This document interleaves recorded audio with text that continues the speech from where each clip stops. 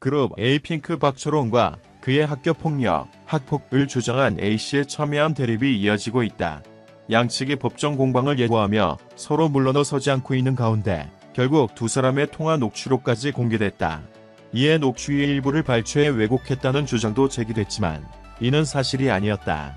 최근 박초롱의 학폭을 폭로한 A씨는 7일 박초롱의 입장문을 보고 경악을 금치 못했다.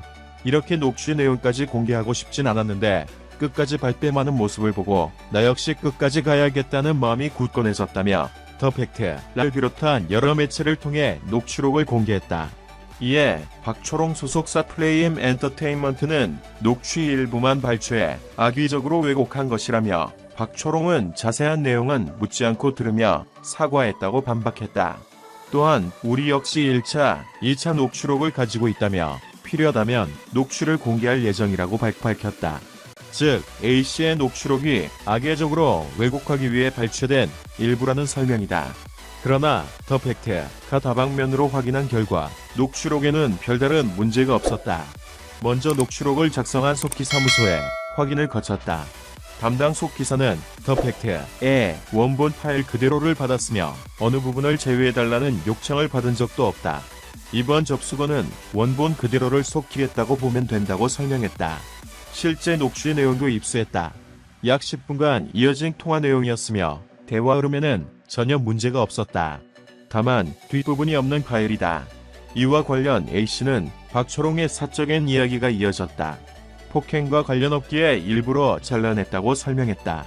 A씨가 바라는 건 폭행에 대한 사과일 뿐 박초롱의 다른 문제를 공개하면서까지 깎아내리고 싶지 않았기 때문이었다. 특히 A씨는 이번 녹취록에 관해 통화 보면 아시겠지만 박초롱은 어릴 적 다툼에 대한 사과가 아니라 본인이 폭행을 했음을 분명히 인지하고 있다고 강조했다.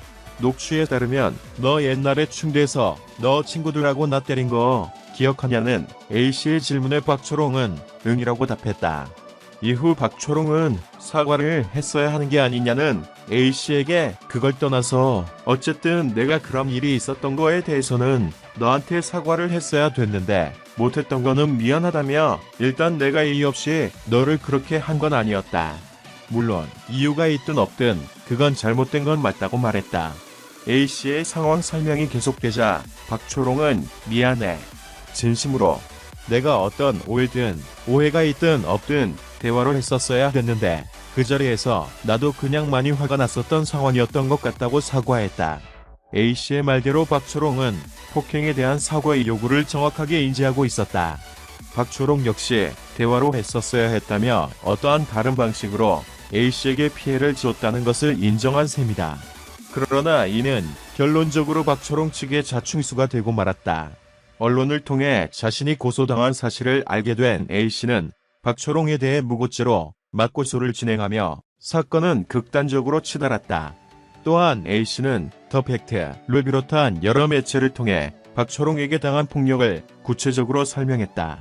이에 따르면 박초롱은 고등학교 시절 자신을 보고 웃었다는 이유로 A씨의 뺨을 때렸으며 그의 친구들 역시 A씨의 머리와 어깨, 정강이 등을 폭행했다. 박초롱과 A씨의 대립은 4월 1일 박초롱이 학폭 폭로를 빌미로 협박을 받고 있다고 고소장을 접수하며 시작됐다. 최근 연예계가 학폭으로 골머리를 앓고 있는 가운데 의혹이 제기되기 전부터 먼저 법적 대응에 나선 이례적인 일이었다. 때문에 사건 초반에는 단순 협박으로 일단락되는 듯했다. 최근 박초롱과 연락이 닿은 A씨는 당시 사건을 언급하며 사과를 요구했고 박초롱은 미안하다며 상황을 정리하려고 했다. 하지만 이후 통화에서 박초롱은 폭력을 가한 적이 없다며 갑작스럽게 말을 바꿨다. 결국 진실 공방으로 치닫게 된 상황. A씨는 상황이 이렇게 될 줄 몰랐다며 박초롱의 공식적인 사과만을 바란다고 강조했다. 그는 박초롱이 사과했던 내용을 녹음 파일로 가지고 있고 끝까지 사과를 거부하면 공개할 것이라고 덧붙였다. 박초롱 측은 완강했다. 소속사는 제보는 명백한 흠집내기다. 이미 같은 내용으로 박초롱에게도 협박해왔다. A씨는 사실관계에 대해 지속적으로 번복했다며 저희 또한 증거자료들을 바탕으로 엄중하게 이 사안에 대해 끝까지 법적 책임을 묻겠다고 밝혔다. 어느 쪽도 물러서지 않는 가운데 양측의 주장은 상반된 부분이 많았다. 특히 A씨의 반박이 나오며 박초롱 측의 주장에는 모순이 생겼다. 두 사람은 고등학교 동창이긴 하지만 친밀히 교류했다고 할 만한 관계가 아니었다는 점, 소속사 주장과 달리 박초롱의 사과는 언쟁과 다툼에 대한 사과가 아니었다는 점, A씨가 먼저 만남을 요청한 적이 없기 때문에 만남을 돌연 취소한 적도 없다는 점 등이다. 여러 가지 의문을 토대로 박초롱 측의 구체적인 정황과 반박도 확인하려고 했지만 플레이엠 엔터테인먼트는 이미 자신들의 의견을 충분히 밝혔는데 어떠한 설명이 더 필요하냐며 1차, 2차 입장을 고수했다.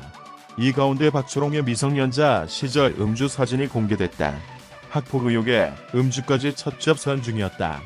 결국 박초롱은 6일 자신의 SNS를 통해 음주 사진과 관련해 심려 끼쳐드린 점 죄송하다. 지난 어린 시절 어리석고 잘못된 행동으로 인해 날 응원해주신 모든 분들께 상처를 드렸다. 어떠한 변명의 여지 없이 진심으로 사과드린다며 고개를 숙였다.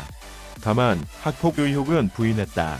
박초롱은 비록 서로의 오해로 이렇게 큰일이 됐지만 초등학교부터 고등학교 때까지 친구 사이로 지내며 저와 같이 놀고 시간을 보낸 기억은 여전하기 때문에 더욱 괴롭고 표현할 수 없이 참담한 심정이라고 털어놨다. 하지만 그는 끝까지 결백하다는 것을 다시 한번 말씀드린다.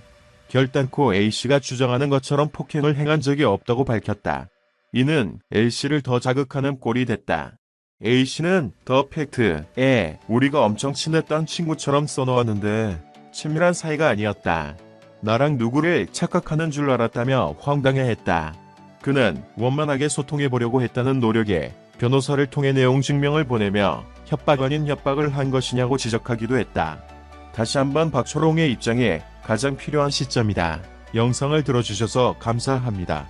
최신 뉴스를 받으려면 채널을 구독하는 것을 잊지 마십시오. 다음 영상에서 만나요.